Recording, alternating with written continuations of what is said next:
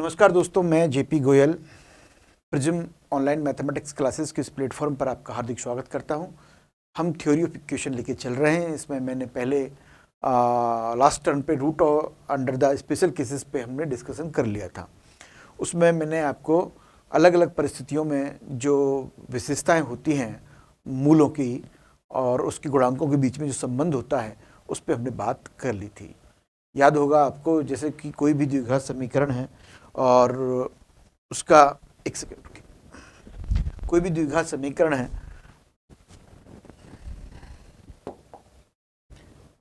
ax² plus bx plus c बराबर 0। तो इसके लिए जो बहुत सारे केसेस थे,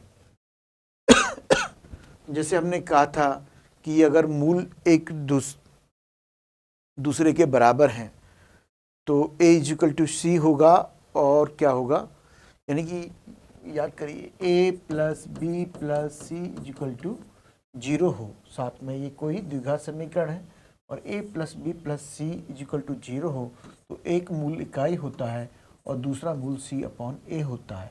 अगर ये दोनों मूल एक दूसरे के बराबर हैं तो इसको अपन इसके बराबर कर देंगे तो a इक्वल टू सी निकल कर आया था। इस तरीके से बहुत सारी कंडीशंस पे हमने डिस्कशन किया था।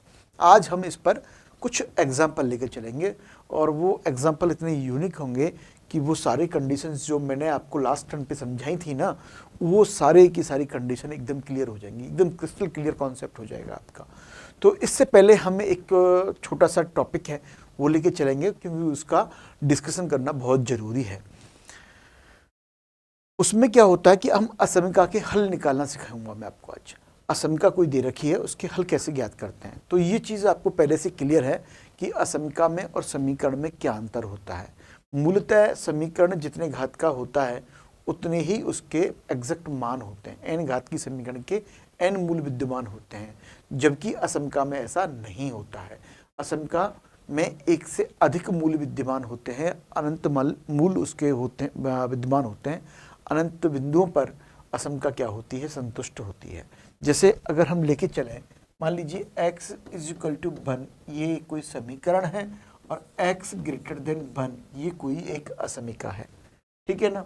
तो यहाँ देखिए x की वैल्यू केवल एक होगी, जो 1 वैल्यू है जो इसको सेटिस्फाई कर रही है। x इक्वल टू 1 पर ही ये सेटिस्फाइड है, बस इसके अलावा कोई और वैल्यू इसको सेटिस्फाई नहीं कर पाएगी। और इस समीकरण की घात कितनी है, इकाई घात है, एक घात का समीकरण है, इसलिए मूलों की संख्या भी कितनी है, इसकी एक है।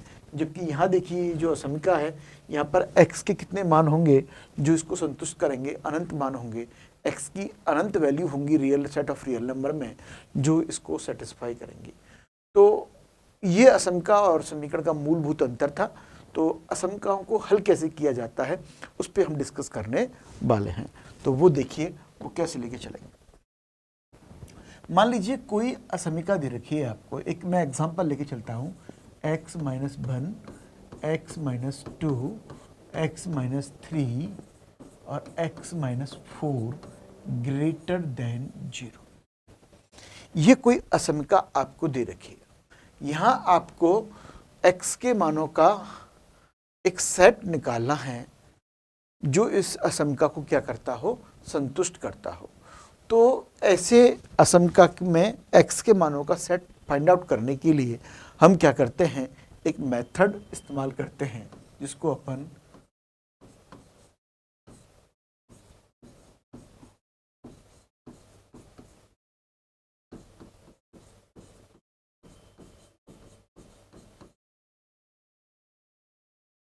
वेबिक कर्व मेथड कहते हैं, ठीक है ना। यानी कि एक तरंग होगी और उस तरंग को अपन प्लॉट करेंगे और प्रयास करेंगे कि इस असमीका, कोई भी असमीका हो, उसकी वैल्यू फाइंड आउट की जा सके। तो उसके लिए क्या होता है, सबसे पहले कोई भी आपको इस फॉर्म में कोई इनइक्वालिटी गिवन है, दे रखी है, तो हमें सबसे पहले टर्मिनेटिंग पॉइंट फाइंड आउट करने होते हैं। टर्मिनेटिंग पॉइंट वो बिंदु होते हैं जिस पर असमीका का मान क्या हो, शून्य हो। असमीका का मान जिस पर शून्य हो वो बिंदुओं को अपन टर्मिनेटिंग पॉइंट कहेंगे। तो सबसे पहले हमें सेट, जो सॉल्यूशन का सेट है वो फाइंड आउट करने के लिए हमें क्या करना होगा की जो असमिका है उसके टर्मिनेटिंग पॉइंट फाइंड आउट करने पड़ेंगे। तो मैंने 1 2 3 4 इसके 4 टर्मिनेटिंग पॉइंट हैं, मैंने निकाल लिए, ठीक है ना। फिर आपको क्या करना पड़ेगा, एक नंबर लाइन, एक संख्या रेखा आपको प्लॉट करनी पड़ेगी, और उस प्लॉट करेंगे तो उसके बिल्कुल लेफ्ट में माइनस इन्फिनिट होता है और बिल्कुल राइट में प्लस का इन्फिनिट होता है। ये हम वेल नोन है इस चीज़ के बारे में। अब लेफ्ट से राइट बढ़ते हुए क्रम में इन टर्मिनेटिंग पॉइंट को अपन लिख लेंगे, ठीक है ना। 1 2 3 4 बढ़ते हुए क्रम में असेंडिंग ऑर्डर में लिखना है, ठीक है। अब हम क्या करेंगे, एक कर्व बनाएंगे, और वो कर्व जो होगा ना, वो कर्व इन सारे टर्मिनेटिंग पॉइंट को इंटरसेक्ट करते हुए बाहर निकलेगा। वो जो कर्व होगा वो सारे ये जो टर्मिनेटिंग पॉइंट हैं इनको इंटरसेक्ट करते हुए बाहर निकलेगा। अब बिल्कुल जो राइट है वहाँ हम प्लस लिखेंगे, फिर एकांतर क्रम में plus minus plus minus plus minus plus ऐसे करते हुए चले जाएंगे जितनी बार ये होगा, ठीक है भैया। कोई दिक्कत आपको? क्या क्या मैंने, कोई भी असमिका है उसकी x की वैल्यू फाइंड आउट करनी है तो सबसे पहले टर्मिनेटिंग पॉइंट फाइंड आउट करो। टर्मिनेटिंग पॉइंट फाइंड आउट करने के बाद आप एक नंबर लाइन प्लॉट करिए, असेंडिंग ऑर्डर में उन जो टर्मिनेटिंग पॉइंट हैं उनको आप प्लॉट कर दीजिए, जमा दीजिए, और एक कर्व इस तरीके से डाल दीजिए जो हर टर्मिनेटिंग पॉइंट को क्या करे, इंटरसेक्ट करे। फिर अल्टरनेटली बिल्कुल राइट से शुरू करना है, यहां से मत कर देना, गड़बड़ हो जाएगी, ठीक है ना। और प्लस से शुरू करना है। दो चीज का ध्यान रखना है कि हमेशा जो कर्व में अपन साइन जो डालेंगे, चिन्ह डालेंगे, वो चिन्ह कहां से शुरू होंगे, प्लस से शुरू होंगे, और बिल्कुल राइट से शुरू होंगे, बिल्कुल राइट से, और साथ में प्लस के साथ शुरू होंगे। Plus minus plus minus plus minus plus minus, इस तरीके से साइन चलेंगे, ठीक है सब। आगे बढ़े। अब आपको क्या पूछा है, पूछा क्या है, पॉजिटिव, यानी कि ये आपसे बात की है कि ग्रेटर देन 0 पे बात की है। किस पे बात की है, ग्रेटर देन 0 पे बात की है। तो ग्रेटर देन 0 का मतलब पॉजिटिव की बात कर रहा है वो। तो जितने इसमें पॉजिटिव वाले साइन वाला इंटरवल है वो निकाल लीजिए और सबका यूनियन कर दीजिए। That is required condition.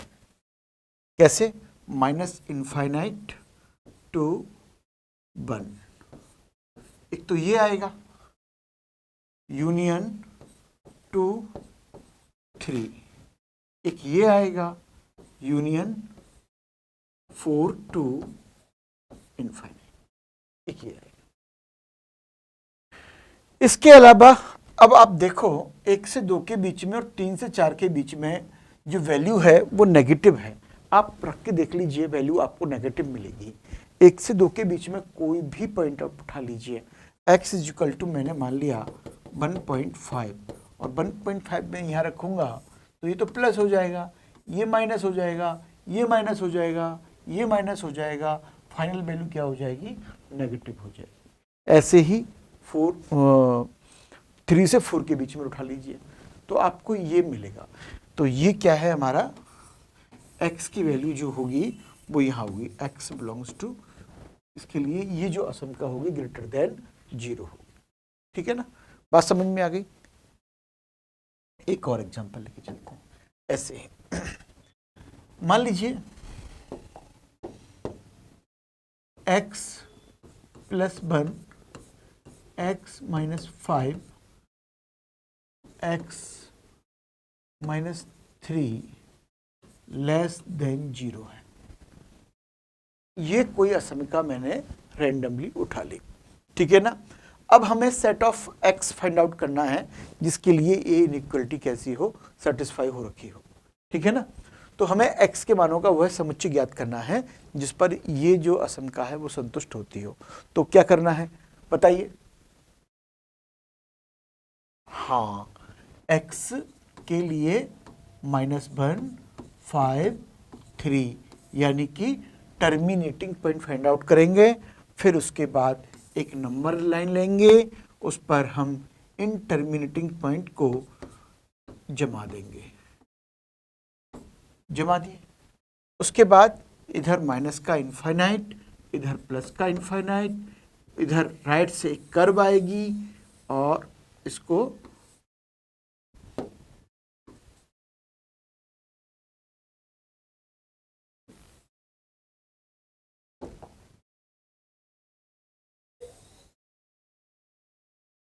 काटती हुई चली जाएगी। फिर बिल्कुल राइट से प्लस माइनस प्लस और माइनस लेके चलेंगे, ठीक है ना। उसके बाद क्या कहा है, लेस देन 0। क्या कहा है, लेस देन 0 पे बात करी है इन्होंने, तो ये लेस देन 0 पे बात की है। तो हम क्या उठाएंगे यहाँ से, लेस देन वाला पोजीशन एक तो ये है और एक ये है, ठीक है ना। तो माइनस इनफाइनाइट से -1 union 3 to 5 x belongs to, इसके लिए क्या होगा, ये जो इनइक्वलिटी होगी वो लेस देन 0 होगी। आप चेक कर लीजिए, 3 से 5 के बीच में कोई भी नंबर उठा लीजिए। मैंने x = 4 लिया, उस पर चेक किया तो ये प्लस, ये माइनस और ये प्लस, प्लस माइनस और प्लस, क्या आएगा, लेस देन 0 आएगा, है ना। -1 से माइनस इनफाइनाइट के बीच में आप कोई भी नंबर ले लीजिए। मैंने -2 ले लिया, -2 लेके चलोगे तो ये नेगेटिव, ये नेगेटिव और ये नेगेटिव, ये तीनों नेगेटिव हो गए। तो नेगेटिव का मल्टीप्लाई नेगेटिव से करेंगे तो क्या हो जाएगा, पॉजिटिव, फिर फाइनली नेगेटिव आ जाएगा, ठीक है ना। तो 1 और 3 के बीच में, -1 और 3 के बीच में 5 से ऊपर ये जो इनइक्वलिटी है वो कैसी है, पॉजिटिव होगी। आप चाहो तो चेक कर सकते हो। इस तरीके से कोई भी किसी भी प्रकार की इनइक्वलिटी आपको दे रखी है और आपको सॉल्यूशन फाइंड आउट करना है, x के मान चाहिए आपको, तो इस तरीके से आप आसानी से निकाल सकते हो, कोई संकट नहीं है। तो ये चीज़ें यहाँ भी काम आएंगी। हम ये चीज़ पढ़ने वाले हैं बहुत ज़्यादा बड़े स्तर पर, जब हम फलन पढ़ेंगे, फंक्शन पढ़ेंगे और फंक्शन में हम रेंज फाइंड आउट करेंगे, किसी भी फंक्शन की रेंज फाइंड आउट करेंगे तो वहाँ पर ये मेथड बहुत काम आता है, ठीक है ना। यहाँ भी काम आएगा, हम खूब सारे सवाल इस पर करने वाले हैं। तो हम एक एग्जाम्पल लेंगे अभी, वो देखिए एग्जाम्पल क्या होगा। एक बहुत महत्वपूर्ण एग्जाम्पल है, उसको मैं लिख देता हूँ।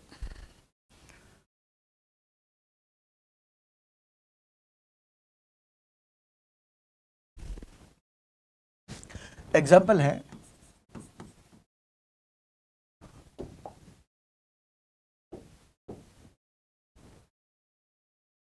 x के किन मानों के लिए, x के किन मानों के लिए समीकरण x² plus 2m - 1 into x plus m + 5 = 0। तो कुछ कंडीशंस दे रखी है इन्होंने। पहली, एक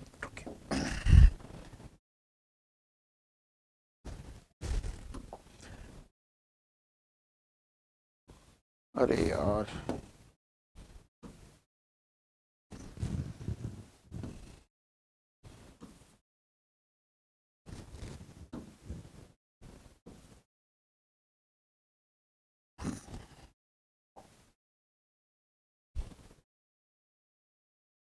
बराबर 0। तो अलग अलग कंडीशंस पे हमें x के मान निकालने हैं। तो पहली कंडीशन आपको दे रखी है, केस 1, यदि मूल समान परिमाण और विपरीत चिन्ह के हों।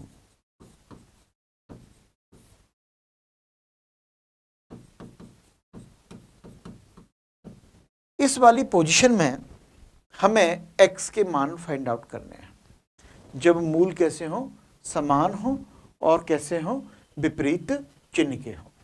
ऐसी स्थिति में क्या होगा? तो याद करिए, जब मैंने आपको द्विघात समीकरण ax square plus b x plus c बराबर 0 के बारे में बात किया था और केस डिस्कस किया था कि यदि ये जो द्विघात समीकरण है इसके मूल कैसे हैं, परिमाण में तो समान हैं लेकिन विपरीत चिन्ह के हैं, तब क्या होता है? तो d की वैल्यू ग्रेटर देन 0 हो, एक, दूसरा v का मान 0 हो। तो d ग्रेटर देन 0 और b की वैल्यू क्या हो? 0 हो। तो तब जाकर क्या होता है? मूल समान होते हैं और विपरीत चिन्ह के होते हैं। समान का मतलब केवल परिमाण में समान। b 0 हो जाएगा तो ax स्क्वायर प्लस सी बराबर 0 होगा, x बराबर माइनस सी अपॉन ए। और वो भी, एक मिनट रुकिए,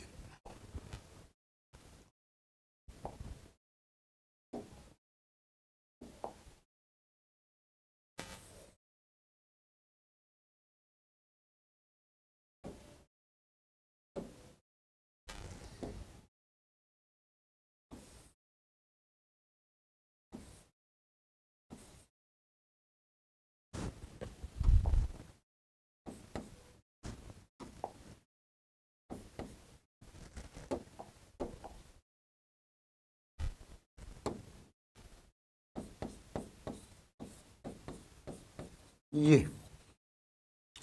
प्लस माइनस यानी प्लस और माइनस, और रूट कैसा होगा? माइनस का सी अपॉन ए। अब ये जो अंदर है ना, ये क्या चीज़ होनी चाहिए? ये माइनस के साथ पॉजिटिव होना चाहिए, क्योंकि अगर ये चीज़ नेगेटिव होगी तो मूल कैसे हो जाएंगे? काल्पनिक हो जाएंगे। ठीक है ना? वो भी कोई फर्क नहीं पड़ता, लेकिन इंपॉर्टेंट चीज़ ये है कि मूल परिमाण में समान है और विपरीत चिन्ह के हैं। उसके लिए एक कंडीशन ध्यान रख लीजिए, d greater than 0 and b equal to 0। ठीक है ना? बात तो समझ में आ गई। फिर हम चलते हैं आगे, इस सवाल को हल करते हैं, क्योंकि इस सवाल में आपसे क्या पूछा है कि ये सॉरी x नहीं है,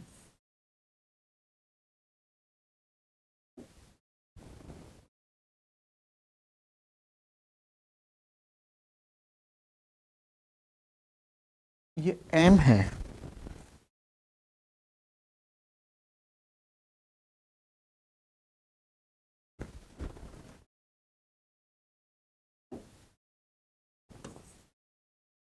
अरे यार ये क्या है?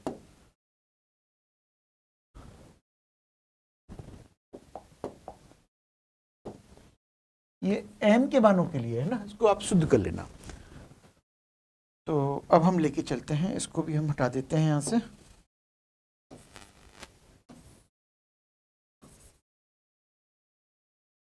इसको पूरा हटाने का एक तरीका तो होता है, पर मुझे वो अभी आता नहीं है। ठीक है, चलिए। तो सबसे पहले b ग्रेटर देन 0 समीकरण दे रखी है आपको, सॉल्यूशन हम लिखेंगे। समीकरण दे रखी है x square plus 2m minus 1x plus m plus 5 equal to 0। तो d ग्रेटर देन 0, तो it means b square minus 4ac greater than 0। It implies 4m माइनस 1 का whole square minus 4ac m plus 5 greater than 0। 4m square minus 2m plus 1 minus 4m minus 20 greater than 0। 4m square minus ये हो जाएगा आपका 6m और ये बचेगा आपके पास माइनस का 19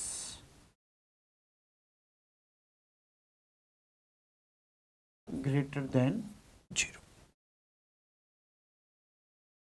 बी स्क्वायर माइनस 4ac, तो बी मतलब 4m माइनस 1 का होल स्क्वायर कर लिया हमने, जिसमें ये गड़बड़ होगी ना, ये कैलकुलेशन गड़बड़ कर दी ना तुमने।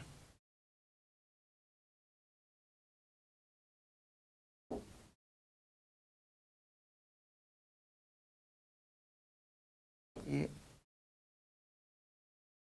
1 मिनट रुकिए, थोड़ा सा गड़बड़ हो गया।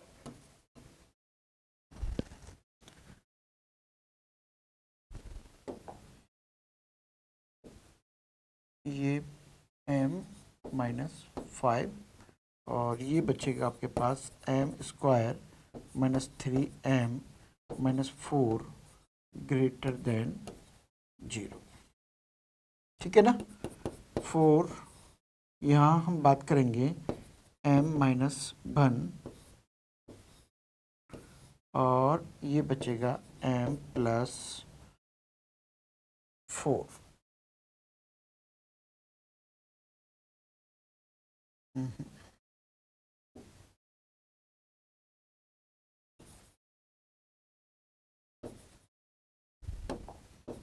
m प्लस 1 और m प्लस सॉरी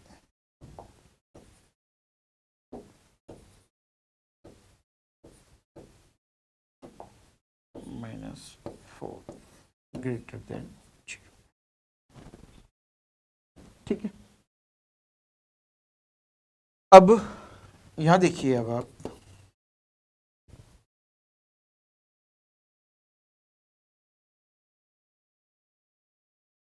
ये क्लियर आपका, तो 4 तो 0 हो नहीं सकता, तो m plus 1 m square minus 4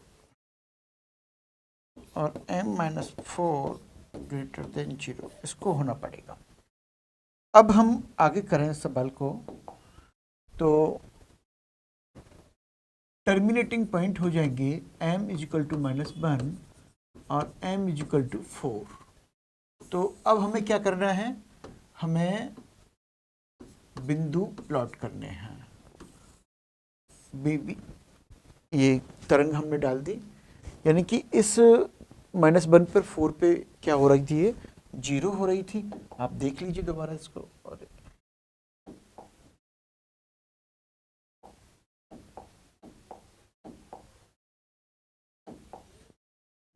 यहाँ देखिए, यानी एक चीज क्लियर, आपको B square minus 4ac greater than 0 अपन करना चाहते हैं, तो ये ग्रेटर देन 0 कर लिया हमने, इसको हमने सॉल्व आउट किया तो m plus 1 m minus 4 greater than 0 आया। तो यहाँ पर सबसे पहले मैंने बताया आपको, अभी असम का हल करने से पहले के लिए जो मेथड है उसमें हमें क्या करना होता है कि असमिका में जो वैल्यू हैं या टर्मिनेटिंग पॉइंट हैं वो हमें फाइंड आउट करने होते हैं। तो यहाँ m इजिकल टू माइनस 1 आएगा और यहाँ m इजिकल टू 4 आएगा। फिर हमने किया m इजिकल टू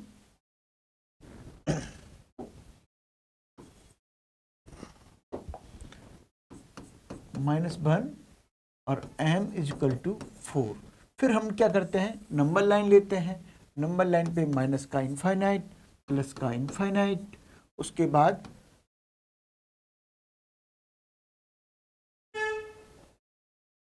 माइनस 1 और 4 हमने असेंडिंग ऑर्डर में जमा लेते हैं। बिल्कुल राइट से एक कर्व आता है, एक तरंग आती है जो इन टर्मिनेटिंग पॉइंट को इंटरसेक्ट करते हुए बाहर निकल जाएगी। यहाँ पर प्लस, फिर माइनस, फिर प्लस, हमें क्या चाहिए, ग्रेटर देन चाहिए। तो ये क्या हो जाएगा, इनफाइनाइट माइनस 1 यूनियन 4 इनफाइनाइट। ये ओपन इंटरवल है, ये ध्यान रखेंगे आप, है ना, क्योंकि अगर क्लोज इंटरवल होता तो ग्रेट इक्वल टू होता, तो ये है नहीं, तो इसलिए ऊपर इंटरवल आएगा। तो m बिलोंग्स टू यहाँ होना चाहिए। दूसरा केस क्या था हमारा इसमें, एक हमने ये पढ़ा था, दूसरा हमने देखा था कि मूल परिमाण में समान है और विपरीत चिन्ह है। तो एक तो क्या होना चाहिए, d ग्रेटर देन 0, वो हमने निकाल लिया। दूसरा क्या है, हमें b इज इक्वल टू 0 क्या चाहिए, तो इसके लिए b क्या था हमारा, वो हम देख लेते हैं इक्वेशन में।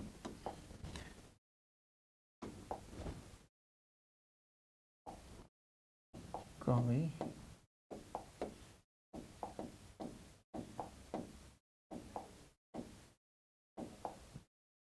ये इक्वेशन थी, तो इसमें ये b था, ठीक है ना। तो आगे बढ़े हम इसमें,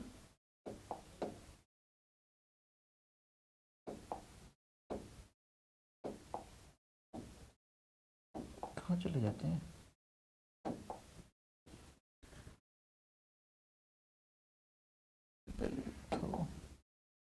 b इक्वल टू 0। तो इसमें b क्या था हमारा, वो देखिए अब आप, 2m माइनस 1, यही तो था। इसको क्या होना पड़ेगा, 0, तो m की वैल्यू क्या आएगी, 1 निकल कर आएगी। अब दूसरे केस में वैल्यू क्या आई है, 1 निकल कर आई है। अब हम इन दोनों केसेस में, केस 1 में और ये जो दोनों स्थितियां हैं, इसमें हम क्या ढूंढेंगे कि x की या m की कॉमन वैल्यू ढूंढेंगे। ये आपको थोड़ा सा ध्यान रखना है, दोनों में कॉमन वैल्यू ढूंढेंगे। तो m इज इक्वल टू 1, एक तो ये है केवल इस सेट में एक ही एलिमेंट है ना, जिसे अपन 1 कह रहे हैं, और दूसरा जो सेट है उसमें इन्फाइनाइट एलिमेंट हो सकते हैं, m belongs to minus infinite to minus 1 union 4 to infinite. अब ये बताइए कि इनमें कॉमन क्या होगा, इन दोनों में जो कॉमन है वो क्या होगा, हमें इनमें कॉमन इंटरवल ढूंढना है। तो कैसे देखेंगे, आप एक चीज देखिए इधर,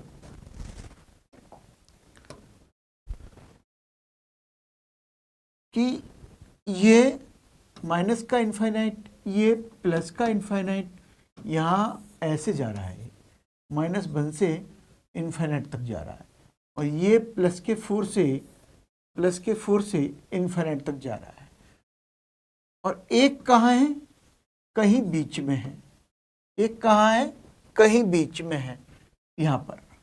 तो कॉमन है ही नहीं कोई, इसके लिए यहाँ एलिमेंट नहीं है, इसके लिए यहाँ एलिमेंट नहीं है, इसके लिए यहाँ एलिमेंट नहीं है, यहाँ कोई कॉमन नहीं है, इसके लिए यहाँ कॉमन नहीं है, 1 के लिए ऊपर वाले इंटरवल में कॉमन नहीं है। तो there is no common element between 2 case. तो इसका मतलब क्या हुआ, जब दोनों समुच्चयों में कोई अवयव जब कॉमन नहीं होता तो हम इंटरसेक्शन फाइंड आउट करते हैं ना, निकालते हैं। जब दोनों में कोई चीज़ कॉमन है ही नहीं तो वो सेट कैसा होता है, फाई होता है, रिक्त समुच्चय होता है। तो यहाँ पर हम आंसर क्या देंगे कि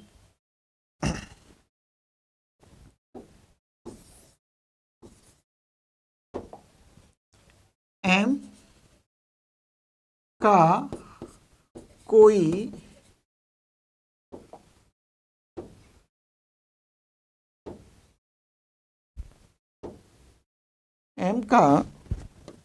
कोई ये हटा देते हैं एक बार,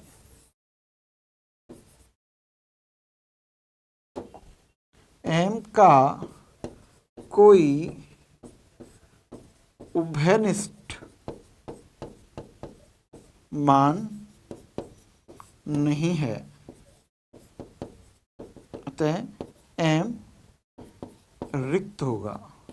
तो यानी कि m का कोई मान अस्तित्व में नहीं होगा,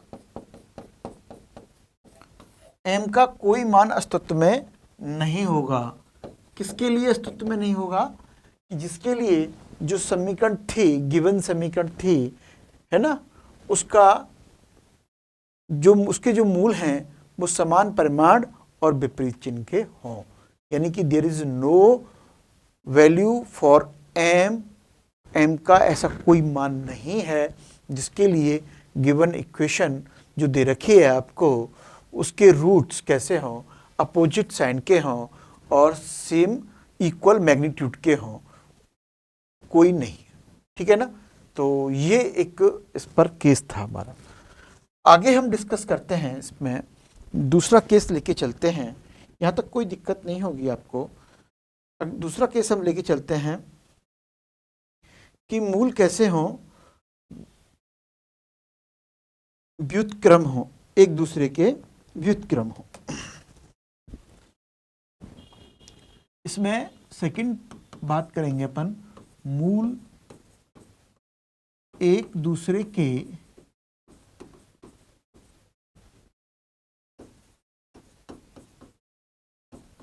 व्युत्क्रम हो, क्रम हो, मतलब एक अल्फा हो दूसरा 1/अल्फा हो, इस तरीके से हो। तो हमें m के वो मान ज्ञात करने हैं जिसके लिए जो समीकरण दे रखी है, कौन सी वाली, x² plus 2m - 1x plus m plus 5 is equal to 0 के मूल कैसे हो, एक दूसरे के व्युत्क्रम हो, के मूल एक दूसरे के व्युत्क्रम हो, रेसिप्रोकल हो। कैसे हो, रेसिप्रोकल हो। तो वो यानी एक अल्फा हो तो दूसरा 1/अल्फा हो। तो एक चीज ये ध्यान रख लीजिए कि कोई भी समीकरण जिसके मूल कैसे हो, एक दूसरे के व्युत्क्रम हो, तो मूलों का जो गुणनफल होता है सदैव कैसा होगा, इकाई होगा। अल्फा इंटू 1/अल्फा करोगे तो क्या वैल्यू आएगी, इकाई आएगी। ठीक है ना। तो हमें यहाँ क्या करना है, एम के वे मान ज्ञात करने हैं जिसके लिए ये संभावनाएं हों। तो इसके लिए हमने आपको एक केस जो बताया था, तो उसमें सबसे पहले क्या होता है कि मूल व्युत्क्रम हो, यानी a इज इक्वल टू सी हो और d ग्रेटर देन 0 हो। a यानी कि द्विघात समीकरण ax² plus bx plus c बराबर 0 में a बराबर c हो और d greater than d great equal to 0 हो, तो ऐसी पोजीशन में जो मूल होते हैं वो एक दूसरे के व्युत्क्रम होते हैं। कैसे होते हैं, मूल एक दूसरे के व्युत्क्रम होते हैं। अब चाहो तो इस चीज को करके देख लीजिए भले, है ना, तो वो क्लियर है आपका। तो अब हम क्या करेंगे, एक कंडीशन लेके चलेंगे इसके लिए, a इज इक्वल टू सी लेके चलेंगे, साथ में d ग्रेटर इक्वल टू 0 लेके चलेंगे और वैल्यू फाइंड आउट करने की कोशिश करेंगे, क्या, मूल m के मान ज्ञात करने की कोशिश करेंगे। ठीक है ना। तो d मतलब b² minus 4ac great equal to 0 हो। तो याद करिए अभी हमने निकाला था तो b² माइनस 4ac की वैल्यू, तो वो क्या थी, m - 1 और m plus 4 greater equal to 0। बिल्कुल अभी यही सवाल चल रहा है, इसमें अलग अलग केस हम डिस्कस कर रहे हैं, खामखा समय हमारा खराब नहीं हो तो मैं उसको उठा रहा हूँ एज इट इज, है ना। तो d ग्रेट इक्वल टू 0, वहाँ हमने ग्रेटर देन 0 लिया था, यहाँ इक्वल टू 0 लेके चल रहे हैं, बस इतना सा अंतर है ना। तो मैंने आपको अभी बताया भी था, जब ग्रेटर देन 0 है तो उस पोजीशन में हमें क्या करना होता है, केवल और केवल ओपन इंटरवल लेने होते हैं, और जब इक्वल साइन साथ में आ जाता है तो ओपन इंटरवल लेना लेकर हम क्या लेके चलते हैं, क्लोज इंटरवल लेके चलते हैं, क्योंकि क्लोज इंटरवल में जो बाउंड्री पॉइंट होते हैं उनको भी इंक्लूड किया जाता है, जबकि ओपन इंटरवल में बाउंड्री पॉइंट को एक्सक्लूड कर दिया जाता है, छोड़ दिया जाता है, उनके बीच के एलिमेंट को अपन लेते हैं। ठीक है ना, बात समझ में आ गई। तो हम क्या करना चाह रहे हैं, ग्रेट इक्वल टू 0 करना चाहते हैं, है ना। तो एक तो ये केस है, तो ये हमने बता दिया था m - 1 m प्लस 4। दोबारा से इसको आपको समझ में आ जाएगा, इसीलिए मैं बता रहा हूँ कि -4 और प्लस का 1 ऐसे था क्या, ये मैं गड़बड़ कर गया यहाँ पे, है ना। ये -1 था और ये +1 था और ये -4 था। ठीक है ना, कोई बात नहीं, इसको सही कर लेते हैं।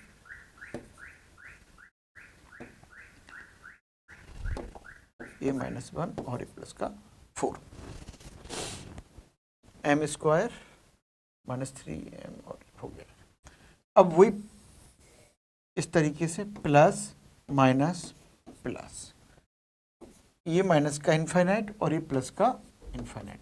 ये बताया था मैंने आपको कि आप नंबर लाइन लीजिए, नंबर लाइन पर आप बिंदु को प्लॉट कर लीजिए। बिंदु आप लिखने के बाद, बिंदु कैसे लिखेंगे अपन, असेंडिंग ऑर्डर में, सबसे छोटे पहले, फिर उसके बाद बढ़ते हुए चले जाएंगे राइट की ओर।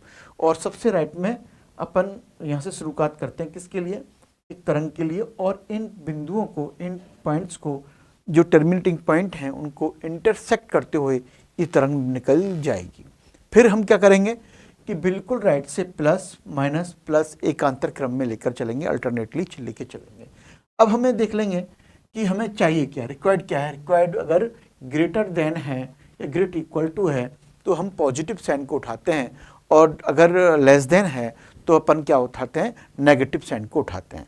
तो यहाँ पर क्या उठाना है हमें, ग्रेटर देन 0 है, ग्रेट इक्वल टू 0 है तो पॉजिटिव साइन उठाने हैं।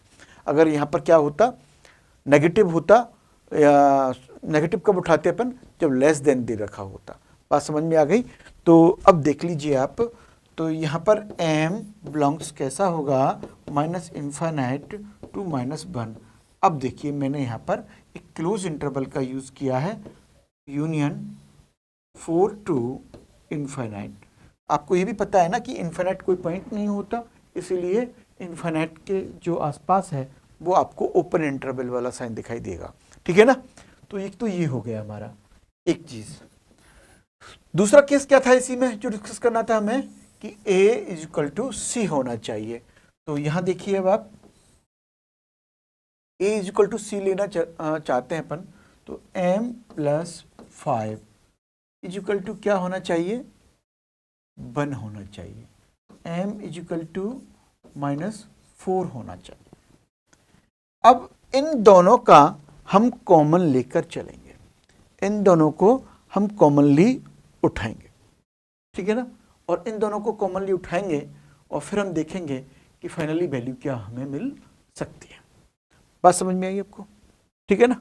तो वो देखो अब आप कि इसको हम प्लॉट करें 4 से इनफाइनाइट, ये ऐसे मिलेगा, माइनस 1 से माइनस इनफाइनाइट ये आपको ऐसे मिलेगा।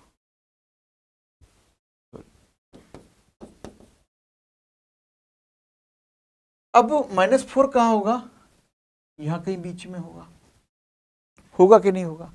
तो -4 एक गिवन दे रखा है आपको,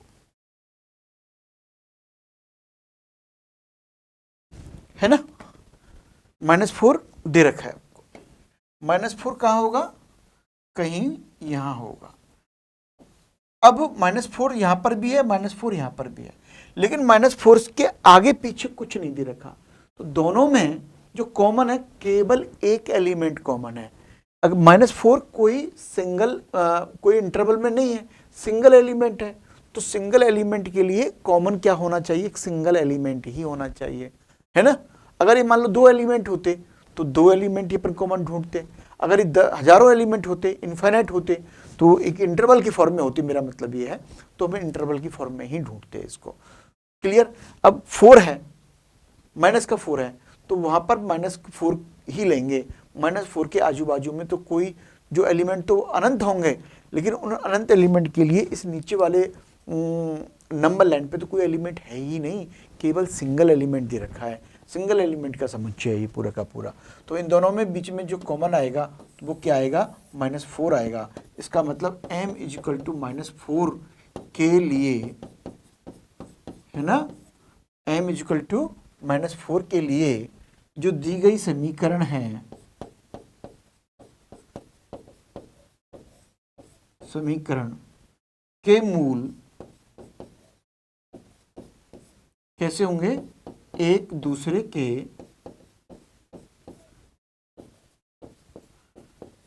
व्युत्क्रम होंगे।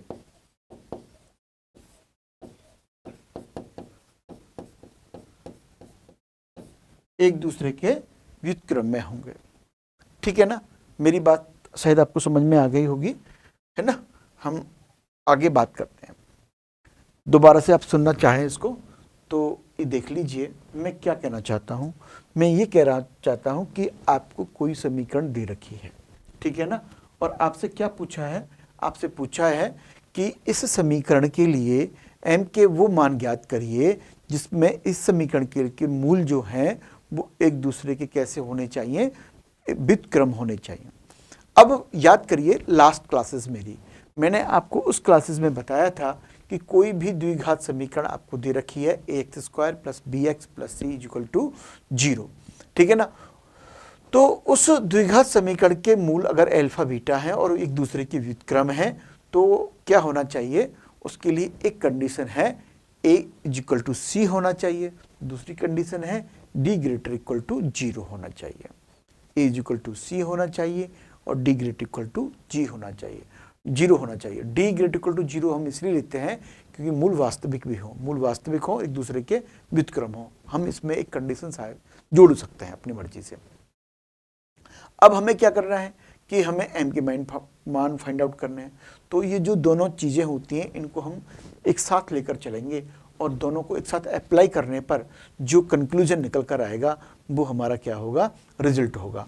तो यहाँ पर a = c, d ≥ 0। तो b² - 4ac हमने किया था, ये हमने पहले भी निकाल लिया था, और ये जो कर्व मेथड है उसके थ्रू हमने m का इंटरवल फाइंड आउट कर लिया था। दूसरा a = c करने पर आपको क्या मिल गया, m - 4 मिल गया। यहाँ m की इन्फिनिट वैल्यू है और यहाँ m की एक सिंगल वैल्यू है। इन दोनों का कंक्लूजन लिखना है, ये ध्यान रख लेना। अगर 3 केस होते तो हम तीनों केसों का कंक्लूजन लिखते, अगर 4 केस होते तो हम चारों केसों का कंक्लूजन लिखते, तब जाकर आंसर फाइंड आउट होगा। इन दोनों का यूनियन करके आप फाइंड आउट करने की कोशिश करोगे तो दैट इज रॉन्ग, ठीक है ना। तो हमें क्या किया, m = -4 लिया और m 1, और यहाँ पर यह है पूरा सेट दे रखा है, ये मैंने यहाँ प्लॉट करके दिखाने की कोशिश की है आपको, ठीक है ना। तो दूसरी वाली लाइन में -4 है और यहाँ पर इन्फिनिट है, तो इन दोनों में कॉमन क्या होगा, केवल एक एलिमेंट कॉमन होगा, m = -4। ये वो वैल्यू है जिसके लिए जो दी गई समीकरण है वो कैसी होगी, उसके मूल एक दूसरे के व्युत्क्रम होंगे और एक दूसरे के व्युत्क्रम होंगे। ये बात मेरी यहाँ पर खत्म होती है। आगे हम तीसरा केस लेके चलते हैं। इसमें यदि दोनों मूल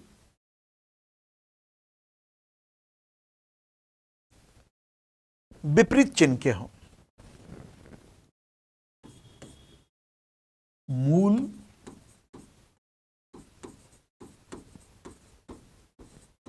विपरीत चिन्ह के हों, ये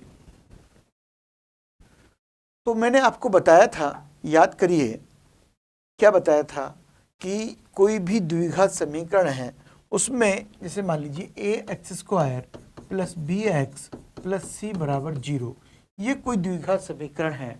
और हाँ, यहाँ हमें क्या है, इस समीकरण में 2 मूल होंगे। अब दोनों मूलों के हमें चिन्ह फाइंड आउट करने हैं। तो एक आगे तरीका मैं बताने वाला हूँ आपको, बहुत इंपॉर्टेंट वाला है ना। वो क्या होगा वो हम अगली क्लासेस में बात करेंगे, अभी नहीं। लेकिन यहाँ हम एक चीज़ बात कर रहे हैं कि इस समीकरण में हमें मूलों के चिन्ह देखने हैं। तो हमें देख लें कि इस समीकरण में चिन्हों का परिवर्तन कितनी बार हुआ है। अगर चिन्हों का परिवर्तन 2 बार हुआ है तो दोनों मूल धनात्मक होंगे। चिन्हों का परिवर्तन 1 बार हुआ है तो एक मूल धनात्मक होगा और चिन्हों का कोई परिवर्तन नहीं हुआ है तो कोई भी मूल धनात्मक नहीं होगा। इसका मतलब दोनों के दोनों मूल कैसे होंगे, ऋणात्मक होंगे। यानी कि आपको मैंने एग्जांपल भी बताया था, x² + 2x + 1 = 0। यहाँ देखिए प्लस से प्लस, प्लस से प्लस, है ना, दोनों बार पॉजिटिव है, यानी कि साइन का कोई चेंज नहीं दिखाई दे रहा है। तो यहाँ जो x की वैल्यू होगी वो दोनों बार कैसी होगी, नेगेटिव होगी। ये आपको पता है। सबसे आसान चीज़ उठाइए मैंने, x + 1 = 0 और x + 1 = 0, x = -1, x = -1। दोनों मूल कैसे हैं, ऋणात्मक हैं, क्योंकि there is no sign change. Sign change तो है ही नहीं। अगर जितनी बार है उतना, जैसे x² माइनस 2x प्लस 1 बराबर 0, माइनस प्लस से माइनस और माइनस से प्लस, प्लस माइनस प्लस, एक बार और दो बार साइन चेंज हुआ है, तो इसका मतलब ये हुआ कि इसके दो मूल कैसे हैं, धनात्मक हैं। ठीक है ना, बात समझ में आ गई। तो यहाँ हम यही कॉन्सेप्ट उठा के चलेंगे और आपको बताएंगे कि जो समीकरण दे रखी है उसके अगर दोनों मूल आपस में विपरीत चिन्ह के हैं तो हमें कौन सी कंडीशन अप्लाई करनी होगी। ठीक है ना।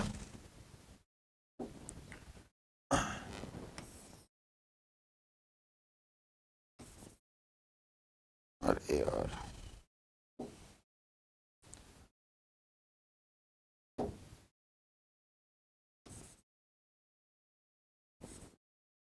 एक कंडीशन,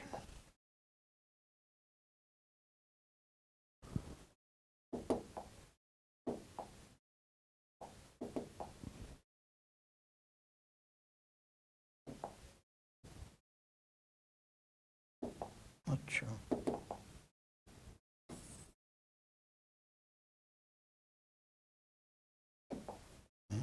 ये है तरीका ना, ये मैं सीख गया। देखो अब ऐसे सीख जाऊंगा मैं, थोड़ी थोड़ी सीखना ना ऑनलाइन का। तो चलिए तो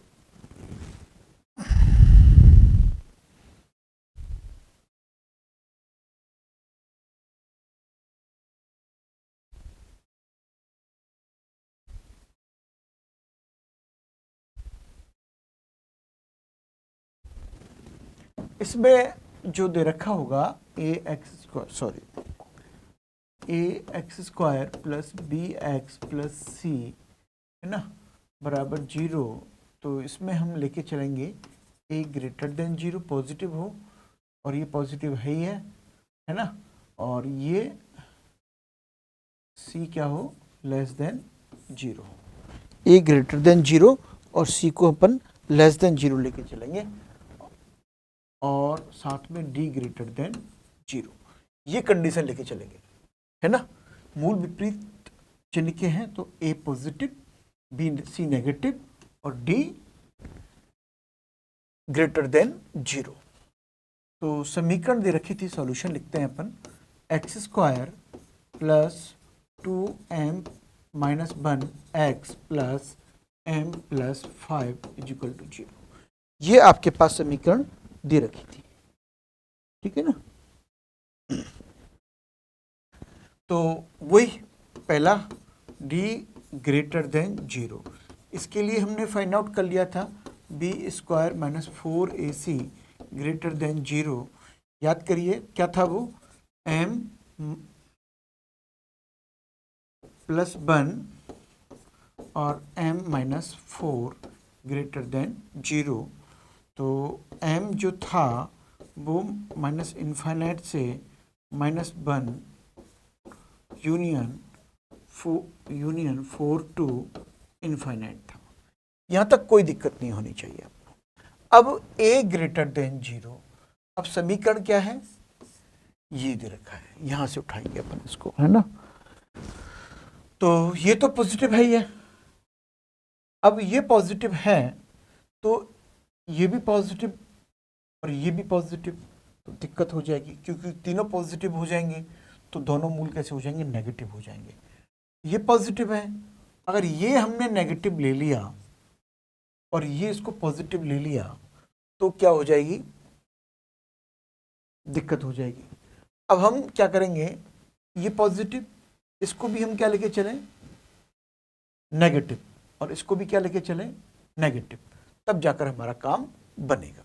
तो m जो है a ग्रेटर देन 0 ले लिया, और हम चाहें तो b लेस देन 0 और c भी लेस देन 0 लेके चलते होते हैं, ठीक है ना। b भी लेस देन 0 और c भी less than 0।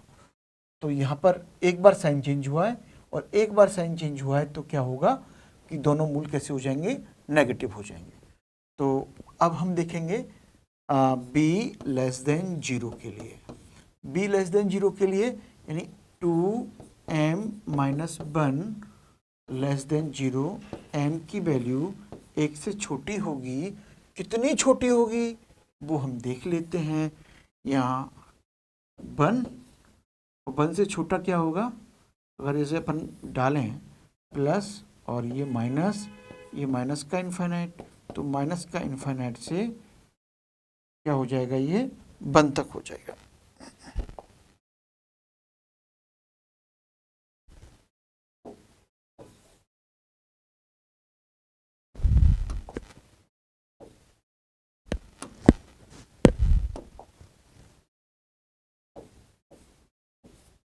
m belongs to, एक कंडीशन, ये दूसरी कंडीशन। अब तीसरी कंडीशन देखिए। तीसरी कंडीशन क्या है वो मैं यहां लिख देता हूं। Third condition, c less than 0। c क्या है, ये रहा, m plus 5 less than 0, m less than -5, m का मान क्या हो, -5 से कम हो, और कितना कम हो, इनफाइनाइट तक। तो m belongs to -infinite to -5, ये आ जाएगी, ये बात हो जाएगी तीसरी। अब मैंने आपको बताया था कि ये तीनों जो कंडीशन हैं इनका जो कॉमन होगा, इनकी कॉमन वैल्यू जो होगी वो क्या होगी, हमारी रिक्वायर्ड कंडीशन होगी। इन तीनों की जो कॉमन वैल्यू होगी वो हमारी रिक्वायर्ड कंडीशन होगी। अब वो तीनों की कॉमन वैल्यू मैं यहाँ लिखना चाह रहा हूँ क्योंकि मुझे इन सबकी आवश्यकता होगी।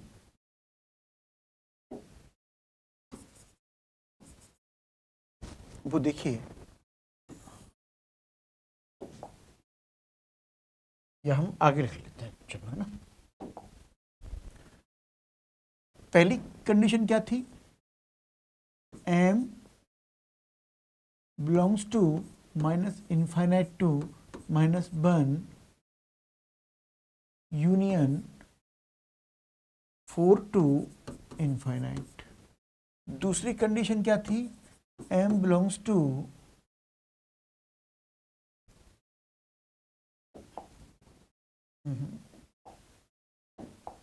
दूसरी कंडीशन थी हमारी m belongs to infinite -infinite to 1,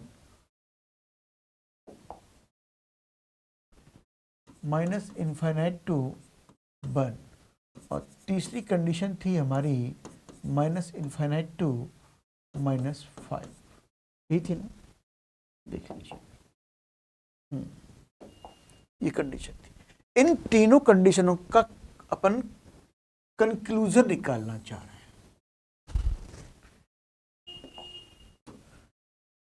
तो ये है -1 और ये है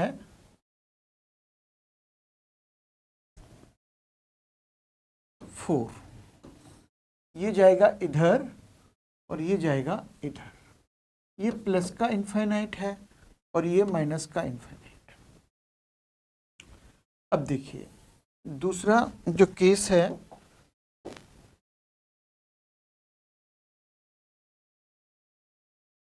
उसमें क्या दे रखा है, -इनफाइनाइट टू 1 कहाँ होगा, कहीं यहां मान लेते हैं 1 टू माइनस का इनफाइनाइट। ठीक है। तीसरा क्या है, -5 टू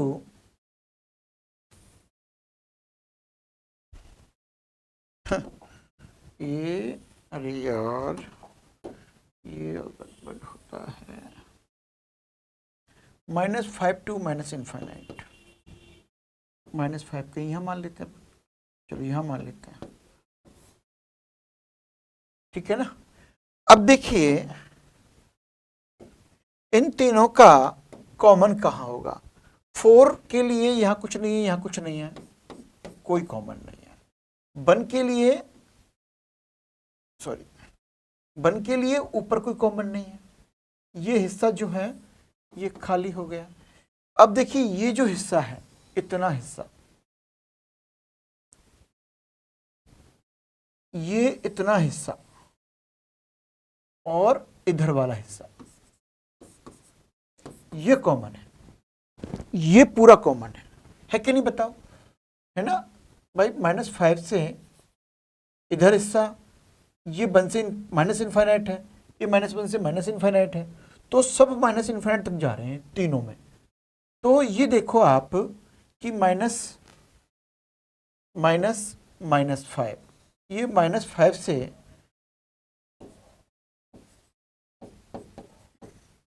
माइनस इन्फाइनाइट तक सारे पॉइंट पे कॉमन आपको दिखाई दे रहा है। तो m बिलोंग्स टू क्या हो जाएगा, -इन्फाइनाइट टू -5, ये आपको दिखाई दे रहा है। बताइए कोई गलती हो तो,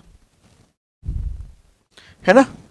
तो माइनस इन्फाइनाइट से -1 जो कॉमन आपको दिखाई दे रहा है, ये m के वो मान है जिसके लिए दी गई जो समीकरण है ना, m के वो मान है जिसके लिए जो दी गई समीकरण है, ठीक है ना, उसके मूल विपरीत चिन्ह के होंगे।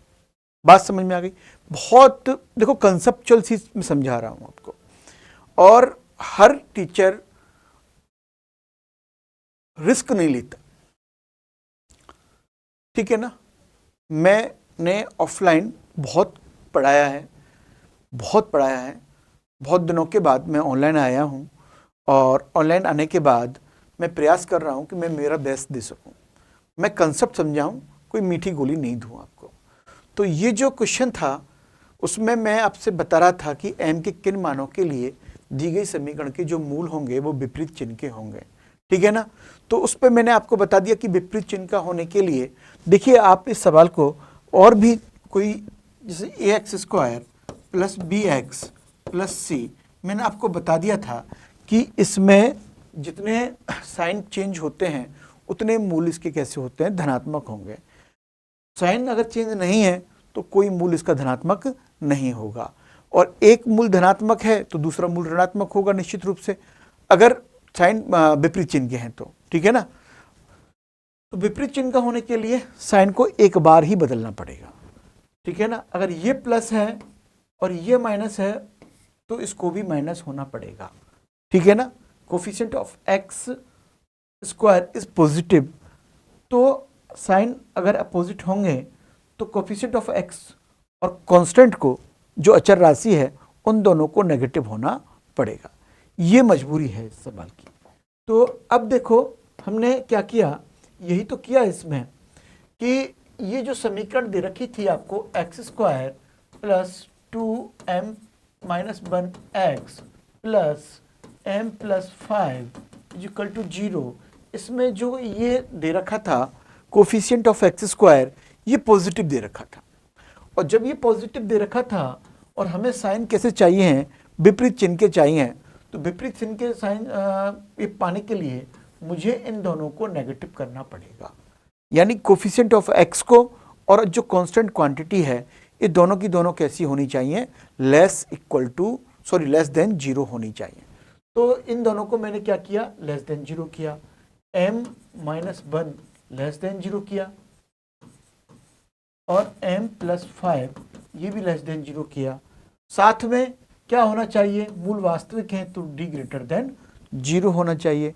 तो वो सब मैंने कर लिया इसमें। इन तीनों को करने के बाद ये कंक्लूजन निकाला कि इन तीनों में कॉमन क्या होगा, और वो तीनों में जो कॉमन था वो मैंने समझाने का प्रयास किया। एक बार मैं दोबारा से इस चीज़ को लिख देता हूँ, क्योंकि ये आपको हो सकता है समझ में कम आया हो। इसको मैं दोबारा से आपको समझा देता हूँ, उसके बाद क्लास को हम करेंगे बंद। ये 3 चीज़ थी, तो दोबारा देख लीजिए आप। हमने क्या किया, वही नंबर रेखा प्लॉट कर दी, है ना। पहला क्या दे रखा है, -1, और ये दे रखा है 4, ये ऐसे जाएगा और ये ऐसे जाएगा प्लस के इन्फाइनाइट पर, और ये माइनस के इन्फाइनाइट पर। हम तीनों में कॉमन ढूंढना चाहते हैं, ठीक है ना। और ये 1 से प्लस का इन्फाइनाइट है, ठीक है ना, और ये माइनस का इन्फाइनाइट और माइनस का 5 कहीं यहां पर होगा। अब देखो ये भी माइनस के इन्फाइनाइट से 5 तक, ये माइनस के इन्फिनिट से प्लस के 1 तक, ये माइनस के इन्फिनिट से माइनस के 1 तक। यहाँ इसके लिए कोई कॉमन नहीं है, तो यहाँ इसके लिए कॉमन नहीं है, तो हम ये तो सेट में आएगा ही नहीं, क्योंकि 3 सेट का हमने कॉमन वेरिएंस आपने देखा होगा, सर्वनित सेट इंटरसेक्शन ऑफ सेट किया होगा आपने, है ना, किया है कि नहीं किया? सेट पढ़े हैं, सेट थ्योरी पढ़ी है, तो आपने इंटरसेक्शन ऑफ सेट्स करे होंगे, वही हम करना चाहते हैं। हम इंटरवल का इंटरसेक्शन करना चाह रहे हैं, और यहाँ देखिए 4 से इन्फिनिट के लिए कोई एलिमेंट नहीं है, -1 से माइनस इन्फिनिट है, 1 से इन्फिनिट है, तो निश्चित रूप से -1 भी इसमें शामिल होगा, और -5 तो इसमें भी शामिल है, इसमें भी शामिल है, इसमें भी शामिल है। तो इसीलिए -1 माइनस इन्फिनिट से -5 ये जो है, देखो ये सीधी रेखा ऊपर तक गई, तो इधर वाला जो हिस्सा है, ये जो शेडेड हिस्सा है ना, वो तीनों जगह मिलेगा। इसीलिए -इन्फिनिट से -5 ये m के वो मान होंगे, यहाँ पर जो दी गई समीकरण है उसके मूल कैसे होंगे, विपरीत चिन्ह के होंगे। बाकी बातें करेंगे हम कल। बहुत बहुत धन्यवाद। कल हम इसमें 2-3 केस और पढ़ने वाले हैं, उसके बाद कॉमन रूट्स पढ़ेंगे, और कुछ अलग तरीके की समीकरण, जिस चरघातांकी फलन होते हैं, लॉगरिथम फलन होते हैं, समीकरण होती हैं, उन पे हम डिस्कस करेंगे, और फिर फाइनली चैप्टर ओवर करेंगे। फिर उसके बाद हम कॉम्प्लेक्स नंबर लेके चलेंगे, और फिर देखते हैं क्या करते हैं। ठीक है ना, बहुत बहुत धन्यवाद। एक बार और कोई बात हो तो आप मुझे मेरे पर्सनल नंबर पर आप मुझे व्हाट्सएप कर सकते हैं, 9887345468। बाकी आपको यूट्यूब पर सारा चीज़ मिल जाएगी बेटा। Thank you.